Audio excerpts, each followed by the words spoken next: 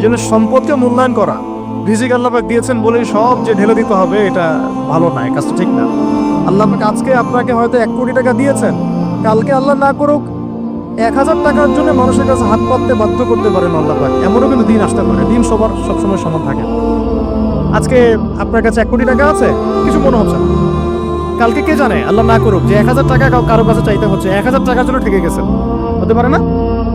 রিজিককে মানুষ তাজিম না করলে রিজিক দূরে চলে যায়। দুটো বিষয় খেয়াল রাখবেন, দুটো বিষয়। এক হচ্ছে মাঝে মাঝে মনের মধ্যে কিছু আমল করার ইচ্ছা আসে না? মনে হলো যে আচ্ছা একটু 10 টাকা পড়ি, মনে আসে না মাঝে মাঝে? এমন মনে হয় না? ওই সময় এই যে মনের মধ্যে যে এই ইরাদাটা জাগ্রত হওয়া, এটাকে আমরা বলি ওয়ারিদ। অন্য ভাষায় আপনি বলতে পারেন মেহমান। কি বলতে পারেন? এটা আল্লাহর পক্ষ থেকে আপনার কলবের মধ্যে মেহমান হিসেবে এসেছে। এখন আপনি যদি আমলটা করেন, সেই মেহমান